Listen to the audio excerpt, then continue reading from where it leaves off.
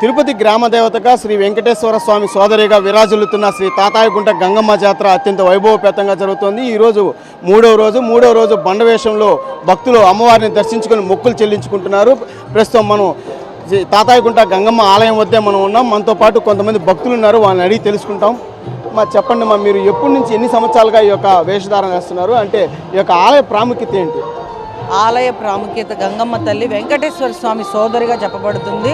అలాగే ఎవరైతే ఒక పాలెగాడు ఇక్కడ తిరుపతిలో ఏలుతున్నటువంటి ఒక పాలెగాడు ఆడవాళ్ళని చెరిపేసి వాళ్ళ మాన ప్రాణాలను తీసేవాడు, అటువంటి వాడిని సంహరించడానికి కోసమే గంగమ్మ తల్లి అవతరించి 5 రోజులు వేషాలు వేసుకొని వాడిని సంహరించింది. కాబట్టే అదే కోవలో మేము కూడా బండబూతులు తిడుతూ అమ్మవారు ఇదే తిరుపతిలో నలుమూలల వెతికి వాడిని చంపి వాడిని నాశనం చేసింది. కాబట్టి అది కూడా మా మహిళల కోసము, తిరుపతిలో ఉండే మహిళల కోసమే ఈ కార్యం చేసింది. కాబట్టి మేము ముఖ్యంగా మహిళలు వేషధారణలతో, ఈ ముఖ్యంగా మహిళలే కాదు, పిల్లలు కాదు, పెద్దవాళ్ళు, మగవాళ్ళు ఆడవేషాలు వేస్తాము.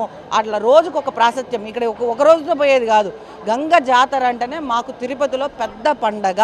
ఈ పండగని పురస్కరించుకోవడానికి రాష్ట్ర నలుమూలల నుంచి కూడా జనాలు వస్తారు.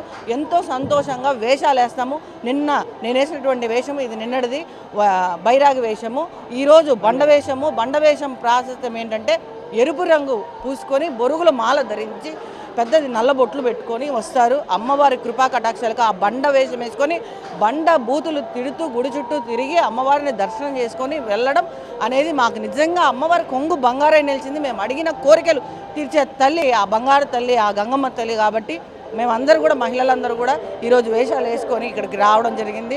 మాకెంతో ఆనందం. అమ్మవారి కృపా కటాక్షాలు అందరికీ లభించాలని, అందరూ వచ్చి అమ్మవారి ఆశీర్వాదం తీసుకోవాలని కోరుకుంటున్నాం. మీరు చెప్పండి, అంటే ఇక్కడ ప్రతిరోజు కొన్ని వేల మంది భక్తులు వేషధారణలతో ఇక్కడికి ఆలయానికి వస్తుంటారు. ఇక్కడ ఎలాంటి ఏర్పాట్లు చేశారు? ఇక్కడ మెడికల్ క్యాంపులు, వాటరు, మజ్జిగ, ఏ అసౌకర్యం లేకుండా ప్రతి దాన్ని కూటమి ప్రభుత్వం చాలా చక్కగా చేస్తోంది. వాటర్ కానీ ప్రతి నిమిషానికి వాటరు, మజ్జిగ, ఫుడ్ కానీ ప్రతి ఒక్కటి క్యూ లైన్లు కానీ, ఎవరైనా పెద్దవాళ్ళు హ్యాండిక్యాప్లు వస్తే వాళ్ళకి తనిగా విఐపి లైన్స్ కానీ ప్రతి ఒక్కటి చాలా జాగ్రత్తగా మన ఎమ్మెల్యే గారు, కూటమి ప్రభుత్వము చాలా జాగ్రత్తగా చేస్తుంది. ఈ విధంగా ఎప్పుడూ జరగలేదు. రద్దీగా చాలా ఇబ్బందికరంగా ఉన్నింది. ఇప్పుడు లైన్లు పెట్టి చాలా జాగ్రత్తగా, చాలా పకడ్బందీగా చేశారు. ఎవరికి అసౌకర్యం లేకుండా మన సామాన్య ప్రజలకి కానీ, వృద్ధులకు కానీ, అంగవైకల్యం ఉండే వాళ్ళకి కానీ ప్రతి ఒక్కరికి చక్కగా దర్శనం చేసుకున్నారు. మీరు చెప్పండి అమ్మా, ఇక్కడ ఎలాంటి ఏర్పాట్లు చేశారు? ఇక్కడ ప్రతి సంవత్సరం మీరు దర్శనానికి వస్తుంటారు కదా, ఇక్కడ ఇప్పుడు ఈసారి ఎలా ఉంది? ఈసారి అయితే అసలు ఎప్పుడు చేయనంత సౌకర్యం కలిగించినారు. ప్రతి ఒక్క భక్తులు అమ్మవారిని దర్శనం చేసుకొని హ్యాపీగా వెళ్తున్నారు, ఏ ఇబ్బంది లేకుండా. అంటే అమ్మవారి దర్శనం మనము చేసుకోలేకపోయినామే, అమ్మవారిని చూడలేకపోయినామే అని లేకుండా ఈసారి అయితే కన్నా ప్రతి ఒక్క భక్తులు, ప్రతి ఒక్క ప్రజలు తిరుపతిలో ఎవరైనా సరే అమ్మవారిని చూసి సంతోషంగా హ్యాపీగా ఫీల్ అయ్యి వెళ్తున్నారు. ఇంతకుముందు అయితే అలా ఉండేది కాదు. ఏదో వచ్చినామా ఇక్కడ బయట ఇంకా దేవుడికి టెంకాయ కొట్టుకొని అట్లా దర్శనం ఇంకా చేసుకోలేకుండా వెళ్ళిపోయేవాళ్ళు. కానీ ఈసారి మాత్రం ప్రతి ఒక్కరు కావాలంటే ఇక్కడున్న భక్తుల్ని కూడా కనుక్కోండి, ప్రతి ఒక్కరు అమ్మవారిని చూసి వెళ్తున్నారు. మన ఇప్పుడు ఏమంటే ఇంత డెవలప్ చేశారు కాబట్టి ప్రతి ఒక్క క్యూ లైన్లో చాలా బాగా ఫ్రీగా వెళ్తున్నారు. ఏ కష్టం లేకుండా అమ్మవారిని కోరుకున్న వాళ్ళకి ఎన్నో కష్టాల్లో ఇక్కడికి వస్తారు. అమ్మవారి దర్శనం కలిగిందని వాళ్ళు సంతోషంగా ఇంటికి వెళ్తున్నారు. ఈ గుడికి అయితే 900 సంవత్సరాల చరిత్ర కలిగి ఉంది. ప్రతి ఒక్కరూ ఈ వారం రోజులు ప్రతి ఒక్క ఇంట్లో ఒక పండుగ వాతావరణము. అసలు ఎప్పుడెప్పుడు వస్తుందా, సంవత్సరంలో గంగ జాతర ఎప్పుడు వస్తుందో ఎదురు చూస్తూ ఉంటాము. తిరుపతిలో చాలా సంతోషంగా ఉందండి. అసలు ఈసారి కూటమి ప్రభుత్వంలో చేసుకున్నందుకు చాలా బాగుంది. మీరు చెప్పండి, చాలా పెద్దవాళ్ళుగా ఉన్నారు వయసులో, మీరు చాలా సంవత్సరాలు వేస్తుంటారు వేషాలు. ఈ యొక్క వేషం ఎలా ఉంటుంది, ప్రాధాన్యత ఏంది, ఇక్కడ ఏ విధంగా జరగబోతుంది జాతర అనేది? నాకు 65 సంవత్సరాలు. మేము ఇక్కడ పెదకాపీదిలో ఉన్నాము. మా అన్న ప్రతి సంవత్సరం నేనే డ్రెస్ చేసేది, ఆయన చీర కట్టి ఆయనకి డ్రెస్ చేసి పంపిస్తే ఎవరు ఆయన్ని మగవాడు అనుకునేవాళ్ళు కాదు, ఆడదే అనుకునేవాళ్ళు. వాళ్ళ ఫ్రెండ్స్ ఇద్దరు అటొకరి మధ్యలో కూర్చొని ఆడవాళ్ళు ఇటు చెడిపోతా ఉన్నారు అనేసి అందరు తిట్టినోళ్ళు ఉన్నారు మా వీధిలో అంతా కూడా. అంత ఇదిగా మేము ఆమె అంటే ప్రతి సంవత్సరం ఆ కృప మాకు ఉండాలని మా అన్న మాత్రం ప్రతి సంవత్సరం ఆయన చీర కట్టి ఆడవేషం వేసుకొని వచ్చేవాడు. మేము 100 ఏళ్ళుగా మా నాయన అయితే వేపాకు చుట్టూరు కట్టుకొని ఒక ఆఫీసర్, రైల్వే ఆఫీసరు, అదంతా ఇక్కడ అమ్మ దగ్గర ఎవరు లేదు, అందరు ఒకటే. ఆయన పట్టి నిక్కరేసుకొని దానిపైన వేపాకు చుట్టుకొని ఇవన్నీ పెట్టుకొని వచ్చి అమ్మకు మొక్కుబడి చెల్లించుకొని పోయేది.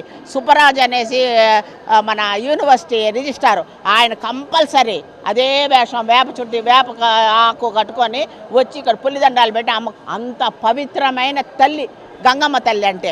ఆమెకు మొక్కున్నామంటే అమ్మవారు వచ్చిందంటే ఆ తల్లికి మొక్కున్నే.